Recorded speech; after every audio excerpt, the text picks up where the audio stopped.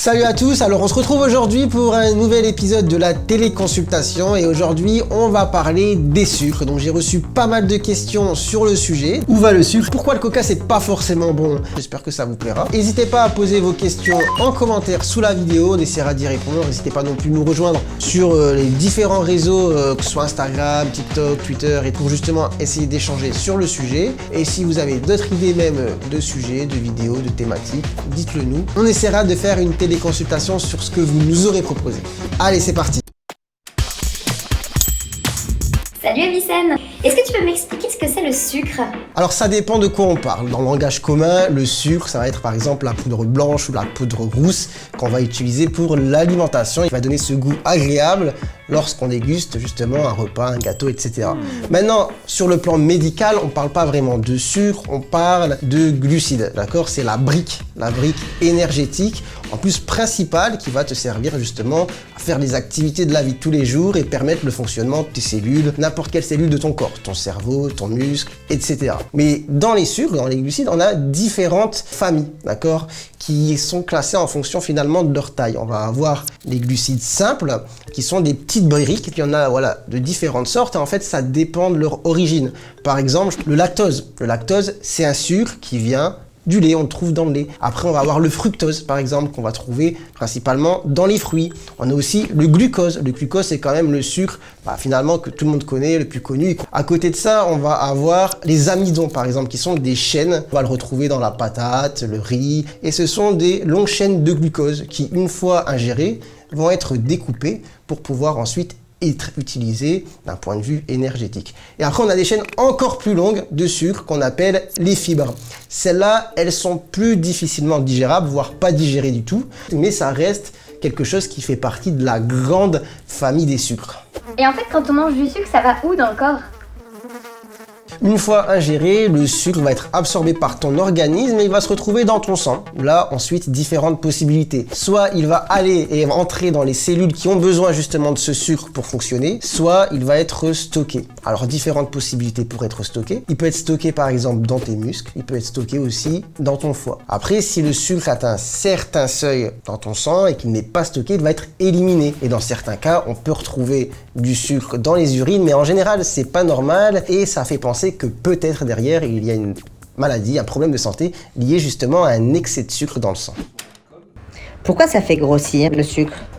Bonne question. Alors comment ça se passe? Une fois que vous ingérez du sucre, il va être utilisé comme source d'énergie par vos cellules. Cependant, si vous en apportez plus que ce que vous en avez besoin, va bien falloir le mettre quelque part. Du coup, le corps, grâce à une hormone qui s'appelle l'insuline et qui est sécrétée par votre pancréas, va gérer cette affaire. Et du coup, l'insuline va prendre le sucre qui est justement en excès dans le sang et va le stocker sous forme de gras. Et ce qui fait que si on apporte trop de sucre par rapport à ce qu'on a besoin, ce sucre se retrouve transformé en graisse et puis on grossit.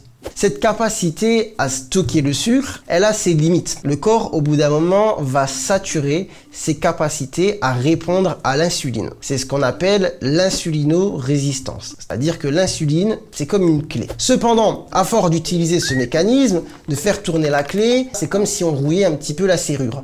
Les cellules ne répondent plus à l'insuline. Et du coup, le sucre reste dehors. Et le sucre qui reste dehors, c'est pas bon. On a ce qu'on appelle la glycémie, donc le taux de sucre dans le sang, qui va monter. Et quand on a un taux de sucre trop haut et qui est tout le temps présent à ce niveau-là, on développe ce qu'on appelle le diabète. Vous connaissez le diabète. Je précise quand même une chose, le diabète de type 2, parce que c'est le diabète de type 2 qui apparaît quand on développe justement cette insulinorésistance. Ce diabète de type 2, c'est une pathologie chronique de laquelle on ne guérit pas et qui amène par la suite, si elle n'est pas bien en tout cas soignée, plein de complications, que ce soit sur le plan du cœur, des reins et d'autres parties du corps. Est-ce que notre corps a réellement besoin de sucre ? La réponse est oui. Franchement, c'est le substrat énergétique de base. Et surtout, le cerveau, c'est vraiment les glucides qui vont faire qu'il fonctionne. Si on n'a pas assez de glucides, si par exemple on est à jeun, on va fabriquer ce qu'on appelle des corps cétoniques qui vont être un substrat énergétique, on va dire de relais, qui va être fabriqué à partir de nos graisses pour apporter l'énergie nécessaire à notre cerveau. Pourquoi est-ce que le coca c'est pas bon? Alors pourquoi le coca c'est pas forcément bon? Parce que c'est une quantité quand même très importante de sucre qui va monter très rapidement dans le sang, sauf que forcément quand vous êtes par exemple en terrasse et que vous buvez un verre de coca, vous n'avez pas forcément besoin de toute cette quantité de sucre, vous n'allez pas l'utiliser. Et du coup en général ce qui va se passer c'est qu'elle va être directement stockée. Et en plus de ça vous allez faire marcher votre pancréas, vous allez sécréter de l'insuline. Et si vous buvez je sais pas combien de verres de coca tous les jours pendant X années, au bout d'un moment le corps va dire stop, c'est bon, j'en ai ma claque, et on peut développer un diabète. Dis-moi, Vicenne, y aurait pas du sucre dans l'alcool? L'alcool, c'est pas forcément une boisson très sucrée. La plupart des alcools sont peu sucrés. Cependant, on va en avoir dans lesquels on va avoir une quantité plus importante de sucre, comme par exemple les vins très fruités. D'accord? Mais si vous prenez du whisky, du gin, il y a 0 g de sucre quasiment dedans. Pourtant, c'est pas pour autant que ça fait pas grossir. Pourquoi? Parce que finalement l'alcool c'est très calorique, c'est-à-dire c'est très énergétique. Et plus on monte en degrés d'alcool dans la boisson, plus on a une boisson calorique. Et là, bah, c'est la physique de base, hein. Dans l'énergie, rien ne se crée, rien ne se perd, tout se transforme. Si vous apportez beaucoup d'énergie à votre corps, faut bien en faire quelque chose. Donc soit vous êtes en train de courir ou monter l'Everest, soit vous faites rien, d'accord, c'est l'apéro et vous stockez. Et du coup là, bah, forcément vous grossissez. Est-ce que tu peux m'expliquer la différence entre le sucre blanc et le sucre roux, s'il te plaît? Alors la différence, elle est simple, elle vient de l'origine. Donc le sucre blanc, ça vient de la betterave. Le sucre roux, ça vient de la canne à sucre. Hein, c'est ce qui lui donne d'ailleurs la coloration. Après, d'un point de vue nutritionnel, il n'y a pas grand-chose qui change. Il y a légèrement un tout petit peu plus de minéraux dans le sucre roux, mais vraiment, c'est minime. Donc peu d'importance. Prenez ce qui vous plaît le plus. C'est quoi la différence entre les sucres rapides et les sucres lents? Sucre rapide et sucre lent, donc c'est des termes utilisés, on va dire, dans le langage courant. D'un point de vue un peu plus médical, on va parler d'aliments avec index glycémique faible et index glycémique élevé. Et franchement, c'est des notions quand même très importantes à avoir. Et pourquoi c'est important de le savoir? C'est parce que ça met en jeu ensuite les mécanismes justement de régulation. C'est-à-dire qu'en fonction de l'aliment que vous allez manger, le taux de sucre dans votre sang ne va pas monter de la même manière. Il y a des aliments qui, une fois ingérés, vont vous faire un pic de sucre comme ça qui va arriver très rapidement dans le sang. Non, index glycémique élevé. Si vous avez un pic très rapide et très haut dans votre sang, bah, qu'est-ce qui va se passer? Vous allez rapidement sécréter de l'insuline pour justement ranger tout ça, le faire rentrer dans les cellules. Contrairement aux aliments avec des index glycémiques plus lents, où la glycémie va monter comme ça de manière assez constante dans le temps et jamais à des taux très élevés, on va moins avoir recours à l'insuline, on va moins fatiguer notre corps, on va moins stocker et du coup on va éviter pas mal de complications. Donc dans l'idéal, ce sont des aliments qu'il faut privilégier. On va trouver les pains complets, les éléments riches en fibres, d'accord? Et contrairement, dans les index glycémiques très élevés, on va retrouver les sodas, les gâteaux, les friandises, le chocolat, ce genre de choses. À côté de ça, il y a des choses importantes à savoir dans l'alimentation vraiment de tous les jours et celles qu'on consomme le plus. Si je prends des pâtes, si je mange du riz, là, il y a des choses qui vont jouer là-dessus. Ça va être par exemple la cuisson. Ah, ça, vous ne savez pas forcément.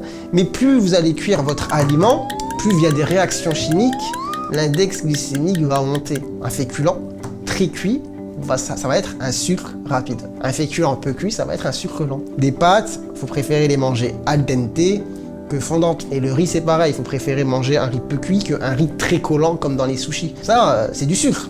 Donc voilà, c'est important aussi de le savoir. Donc voilà, c'est terminé aujourd'hui pour les glucides, les sucres en général. J'espère que ça vous a plu, que vous avez appris des choses et que ça vous a intéressé. En gros, ce qu'il faut retenir, c'est que les glucides, bon finalement, il y en a un peu partout. C'est la brique énergétique principale pour notre corps, donc c'est indispensable, on en a besoin. Mais attention, comme tout, il faut essayer de gérer sa consommation parce qu'en excès, ça peut avoir des mauvaises conséquences. Donc essayez, voilà, de bien digérer justement cette vidéo en parlant d'alimentation, de regarder un petit peu, voilà, à droite, à gauche, ce que vous savez sur les sucres lents, les sucres rapides, et puis surtout maintenez une bonne alimentation autour de tout ça, une bonne activité physique, et à côté de ça, si vous avez des questions, n'hésitez pas à les mettre dans l'espace commentaire, on essaiera d'y répondre. Proposez-nous aussi peut-être d'autres sujets, hein, des thématiques de vidéos sur d'autres sujets de nutrition, ça peut peut-être vous intéresser, on essaiera potentiellement de les faire si voilà, on trouve que c'est une bonne idée. Et nous, on se retrouve très bientôt pour une prochaine vidéo. Sur ce, ciao ciao!